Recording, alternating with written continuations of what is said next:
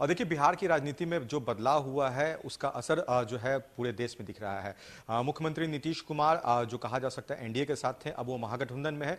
और इन तमाम चीज़ों को लेकर हमारे साथ बात करने के लिए बिहार में जो है जो अभियान जो एक शुरू होने जा रही है जन स्वराज की, 2 अक्टूबर से ये अभियान शुरू होगी। प्रशांत किशोर जी हैं इन तमाम चीज़ों पर बात करने के लिए, बारीकी से बात करने के लिए, क्योंकि बिहार में जो राजनीति बदली है उन तमाम चीज़ों पर हम इनसे बात करेंगे।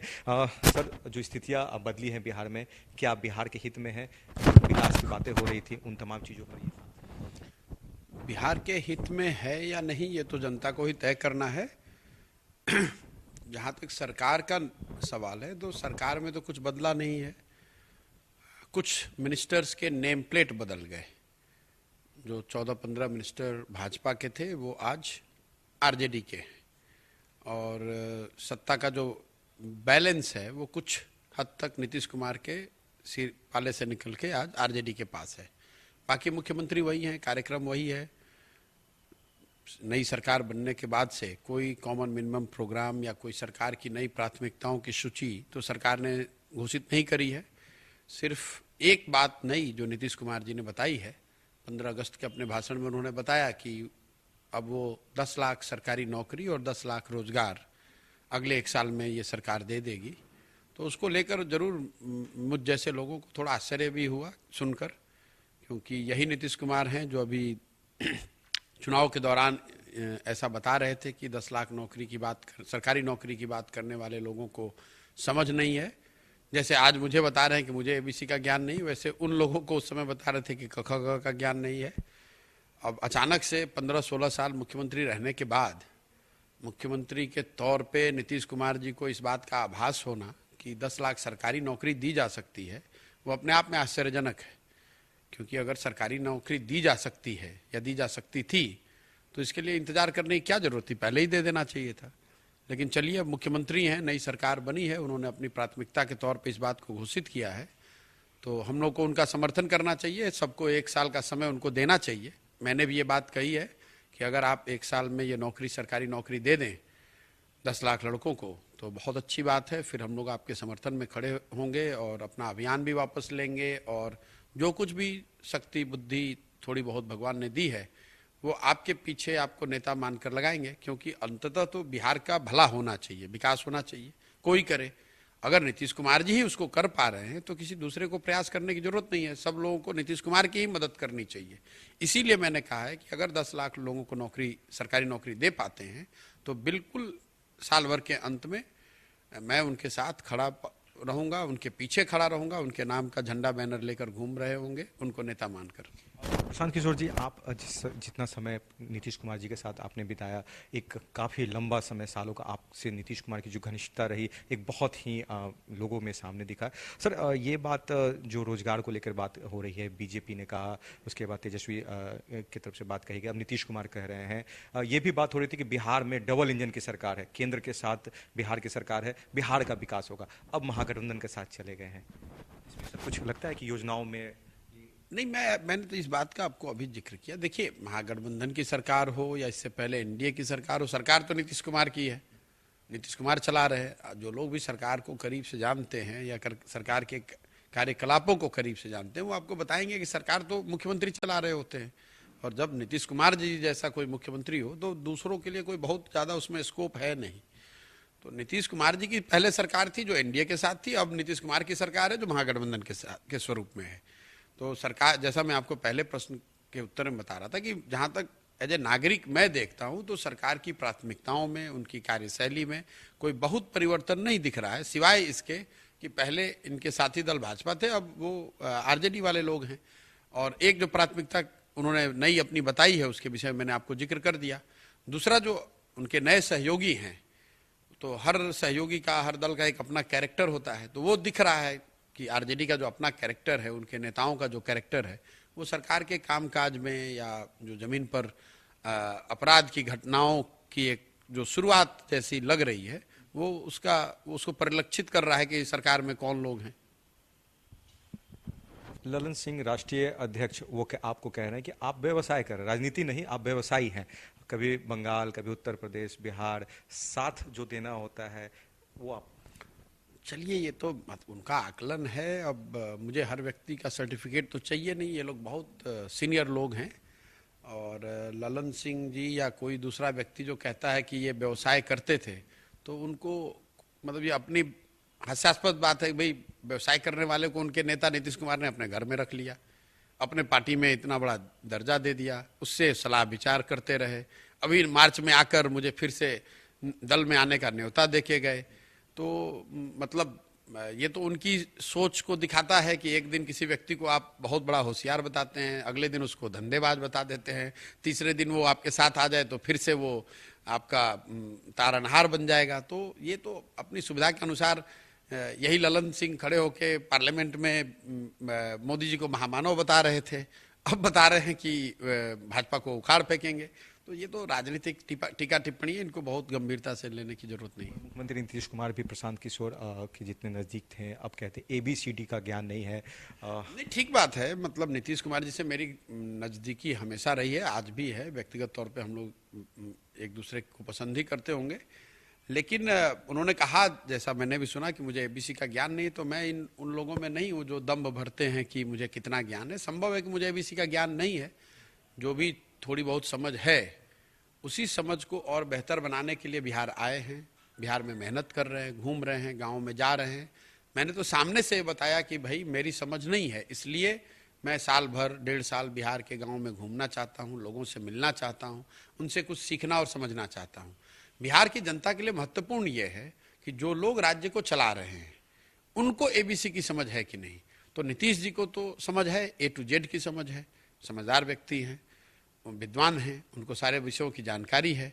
तो जरूरी तो, और पद पे भी वही हैं, तो उन्हें अपने A to Z के ज्ञान का उपयोग करके जनता को बताना चाहिए कि 17 साल के उनके शासनकाल के बाद भी बिहार आज देश का सबसे गरीब और पिछड़ा राज्य क्यों है, आज भी यहाँ पर सबसे ज़्यादा बेरोजगारी क्यों है, यहाँ की शिक्षा व्यवस्था ध्वस्त क्यों है, लोगों को चिकित्सा के लिए बेसिक सुविधाएं भी क्यों नहीं मिल पा रही हैं, लोगों को रोजगार के लिए पलायन क्यों करना पड़ रहा है। इन बातों को नीतीश जी की जो अपनी समझदारी है, जानकारी है, अनुभव है, उसके आधार पे हम लोग को बताना चाहिए। हम लोग बेवकूफ़ हैं। हम लोग तो भाई जो सरकारी आंकड़े आते हैं, राज्य के हों, केंद्र सरकार के हों, इंडिपेंडेंट एजेंसीज हों, जो इन्फॉर्मेशन पब्लिक डोमेन में है या जो समाज में हम लोग देख पा रहे हैं, उसके आधार पे बता रहे हैं कि भाई लोगों की स्थिति बहुत खराब है। लेकिन नीतीश कुमार जी ने कहा कि मुझे पता नहीं कि बिहार में क्या क्या विकास हुआ है। तो ठीक है, आप उसको बता दीजिए। आप बहुत बड़े नेता हैं, अपने पार्टी के माध्यम से बता दीजिए, सरकार के माध्यम से बता दीजिए। बता दीजिए कि यहाँ पर कितना रोजगार क्रिएट हुआ है, बता दीजिए कि आज देश में बिहार की आर्थिक स्थिति देश के दूसरे राज्यों के मुकाबले कहाँ खड़े हैं हम लोग, बता दीजिए कि पलायन के फ्रंट पे कितना काम हुआ है, बता दीजिए कि उनके 17 साल के कालखंड में कितने उद्योग लगे हैं। ये बता देने में नुकसान क्या है। वो ये कह रहे हैं कि बहुत काम हुआ है। मान लीजिए बहुत काम हुआ है, तो जो बहुत समझदार लोग हैं उनको पता चल जाएगा कि बहुत काम हुआ है। हम लोग जैसे कुछ अनपढ़ लोग भी रहते हैं बिहार में, नासमझ लोग रहते हैं बिहार में, तो हम लोग भी तो बिहार के नागरिक हैं, वोटर हैं।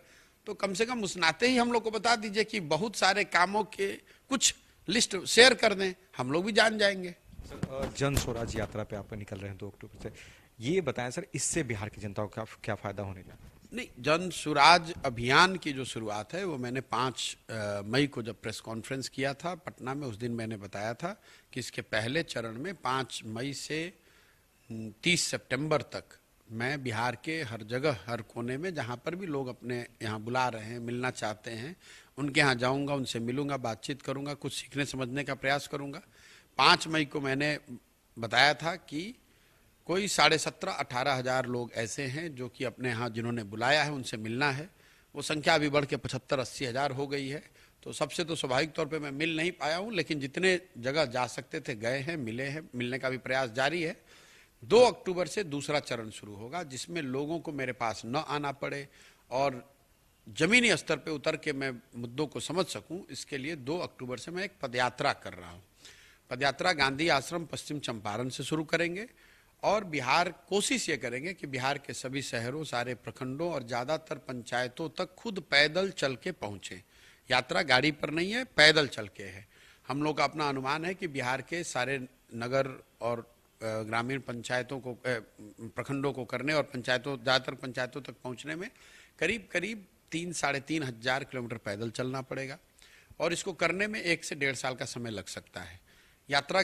पदयात्रा की शुद्धता बनी रहे, उसके लिए मैंने ये भी घोषणा करी है कि इस दौरान मैं किसी गाड़ी पर नहीं चढ़ूंगा, ट्रेन पे नहीं जाऊंगा, प्लेन पे नहीं जाऊंगा। ऐसा नहीं कि 4 दिन ब्रेक लेके घर चले आए। एक बार चलना शुरू करेंगे 2 अक्टूबर को, तो जब तक अगले 1 साल लग जाए या 1.5 साल, जब तक ये पूरी पदयात्रा कंप्लीट न हो जाए तब तक गाँव में ही रहेंगे। जहाँ शाम होगी वहीं रुकेंगे और अगले दिन वहीं से चलना शुरू करेंगे।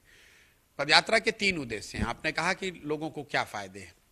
पदयात्रा के 3 उद्देश्य हैं। पहला तो समाज की मदद से लोगों से मिलकर ये जानना चाहते हैं, समझना चाहते हैं कि उनकी नज़र में समाज के कौन से सही लोग हैं जिनको राजनीतिक सामाजिक तौर पे साथ में लेकर चलने की ज़रूरत है या जिनको लेकर चला जा सकता है। दूसरा ये प्रयास है कि बिहार के सभी पंचायतों में एक प्राथमिकता की सूची, वहाँ की समस्याओं और संभावनाओं के आधार पे एक मैनिफेस्टो, पंचायतों का और सभी शहरों का एक मैनिफेस्टो बनाया जाए जो वहाँ की समस्याओं पर आधारित हो, ताकि ये लोगों को समझ में आए कि हर पंचायत में वहाँ की समस्याओं को सुलझाने के लिए या वहाँ के संभावनाओं को लेवरेज करने के लिए किन बातों को सरकार को करना चाहिए। और तीसरी बात, बिहार के विकास के लिए जो 10 महत्वपूर्ण क्षेत्र हैं, शिक्षा, स्वास्थ्य, चिकित्सा, रोजगार, आर्थिक विकास, सामाजिक न्याय, कृषि, ऐसे 10 महत्वपूर्ण विषयों पर एक 15 साल का मैं ब्लूप्रिंट बनाना चाहता हूं, जिसके जरिए ये बिहार के लोगों को बताया जा सके कि इन क्षेत्रों में क्या कुछ किया जा सकता है और कैसे किया जा सकता है। ये जो ब्लूप्रिंट, ज़्यादातर जब सरकार इस तरह के विजन डॉक्यूमेंट बनाती हैं, सरकारें या पार्टियां, तो वो कुछ विशेषज्ञों की मदद से बनाते हैं। मेरा ये प्रयास है कि ये विशेषज्ञ तो शामिल हों, लेकिन बिहार की जनता की सोच, उनका अनुभव, उनकी समझ, उनके सुझाव को भी इसमें शामिल किया जाए। इसलिए जब पदयात्रा खत्म होगी तो उसके 3 महीने के अंदर बिहार के विकास के लिए 10 महत्वपूर्ण क्षेत्रों में 15 साल का एक ब्लूप्रिंट, एक खाका बनाकर लोगों के बीच में, जनता के बीच में रखेंगे, ताकि आप ये देख सकें कि शिक्षा के क्षेत्र में क्या कुछ हम लोग कर सकते हैं और उसको कैसे कर सकते हैं, रोजगार के क्षेत्र में क्या कर सकते हैं और कैसे करेंगे। सिर्फ ये बता देना कि मैं ये करूँगा, ये काफ़ी नहीं है। प्रयास ये है कि लोगों को ये भी बताया जाए कि इसको कैसे किया जाएगा, ताकि लोग उसको देख सकें, समझ सकें, उसका मूल्यांकन कर सकें और उनको सही लगे तो उससे जुड़ सकें।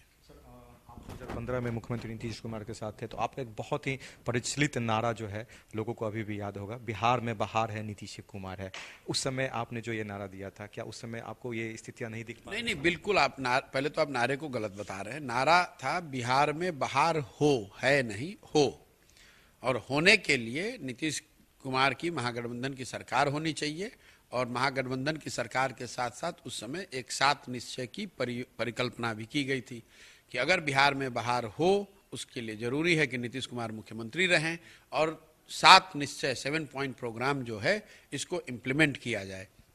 सरकार बन गई, 7 निश्चय परियोजना को सरकार ने प्राथमिकता के आधार पर स्वीकार भी किया, लेकिन आप जो देख रहे हैं कि अभी तक उनमें से ज़्यादातर प्रॉमिसेस पर कुछ नहीं हुआ। पहला ही प्रॉमिस ये था कि 18 से 35 साल के जितने बेरोजगार युवा हैं, उनको जब तक रोजगार नहीं मिलेगा तब तक हर महीने उनको 1000 रुपये का मासिक भत्ता मिलेगा, सहायता राशि दी जाएगी। अभी तक नहीं मिला। लोगों को बताया गया था कि 12वीं के बाद आपकी पढ़ाई के लिए परिवार से पैसा नहीं लेना पड़ेगा, आपको स्टूडेंट क्रेडिट कार्ड के माध्यम से पैसे मिल जाएंगे। वो बहुत कम लोगों को मिला है। लोगों को बताया गया था कि हर घर में नल से पानी पहुंच जाएगा। आप देख रहे हैं कि ज़्यादातर जगहों पर नल के जल की योजना सफल नहीं रही है।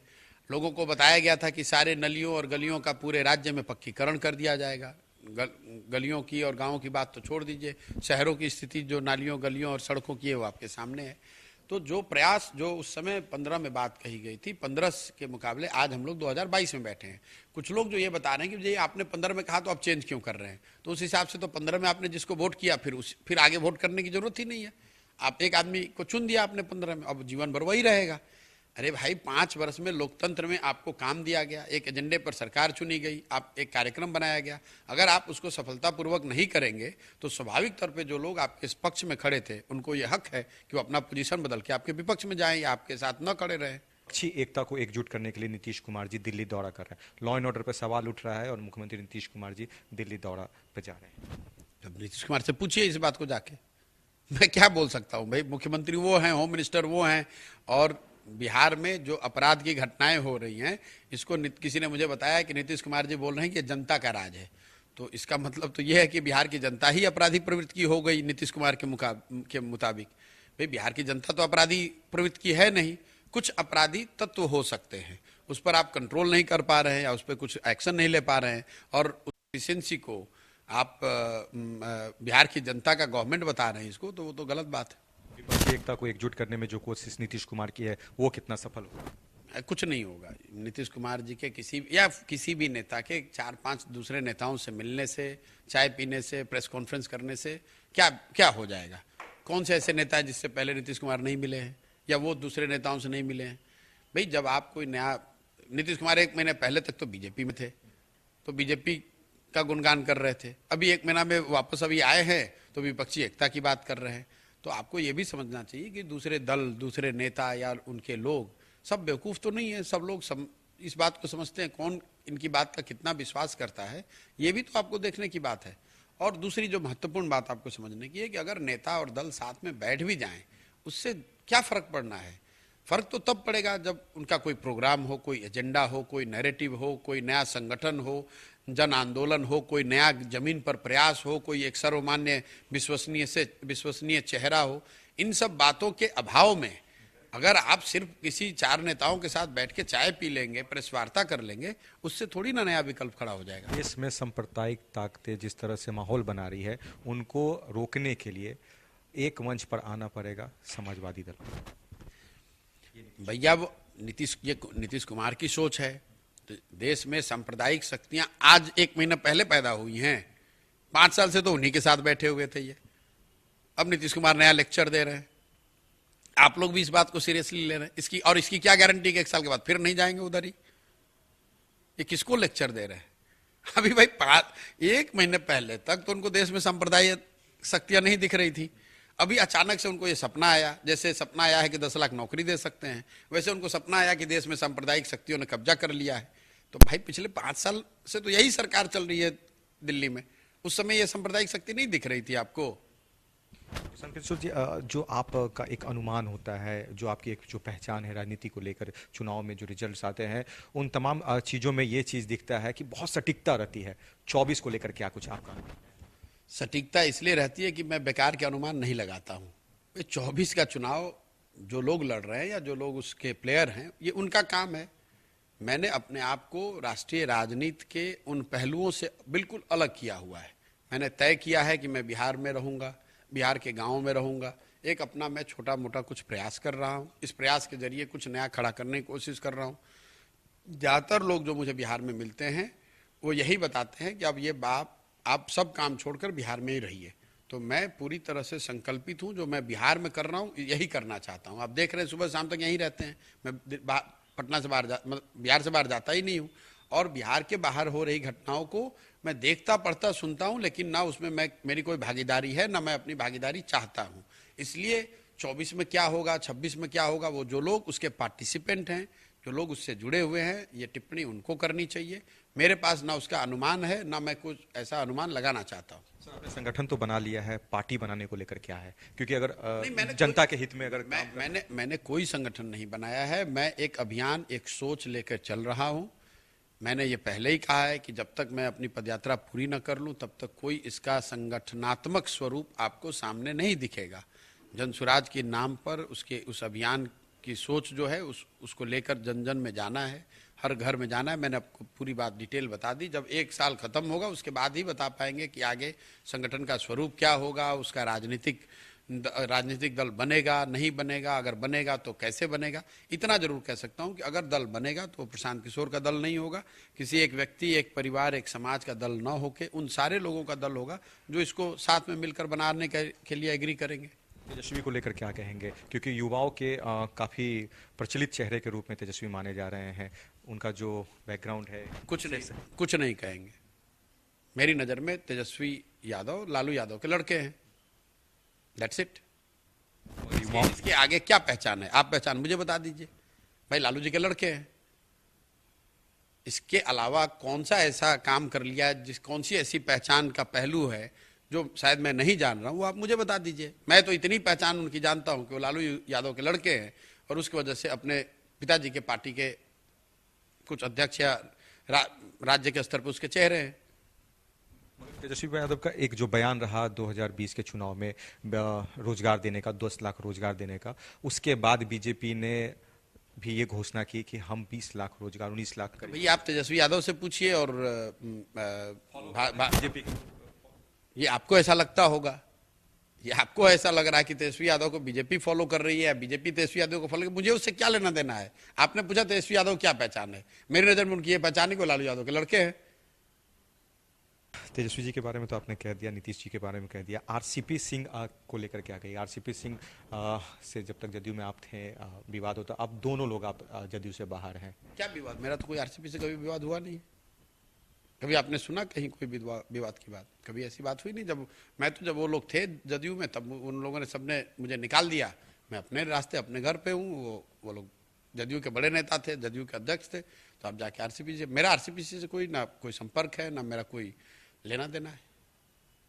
प्रशांत किशोर से बिहार की जनता उम्मीद करेगी आने वाले समय में कि मेन फ्रेम के राजनीति में आकर बिहार के लोगों के हित के लिए, जो अभी तक विकास नहीं हो पाया है, बिहार की जनता इतना ही उम्मीद करना चाहिए या कर सकती है कि मैं ईमानदारी से जो प्रयास करने निकला हूं, इस प्रयास को करूंगा। मेरी कोशिश है कि बिहार में जो समाज की नज़र में सही लोग हैं उनको राजनीति में जोड़ा जाए, राजनीति में लाया जाए, राजनीति की मुख्य धारा में लाया जाए, उनके पीछे अपनी शक्ति, अपनी ताकत, अपनी बुद्धि, अपनी व्यवस्था को लगाया जाए ताकि वो राजनीति के मेन धारा में सफल हो पाए और उनके जरिए समाज में स्थायी परिवर्तन हो सके। चलिए, हमारे साथ प्रशांत किशोर जी थे जिन्होंने बताया कि बिहार की राजनीति में जो बदलाव हुआ उसके आगे क्या कुछ परिणाम होगा और बिहार के विकास के लिए आने वाले समय में प्रशांत किशोर का जो अभियान है वो काफ़ी सफल रहेगा। इस समय कैमरा पर्सन राजेश के साथ गौतम गौड़, कशिश न्यूज़ पटना।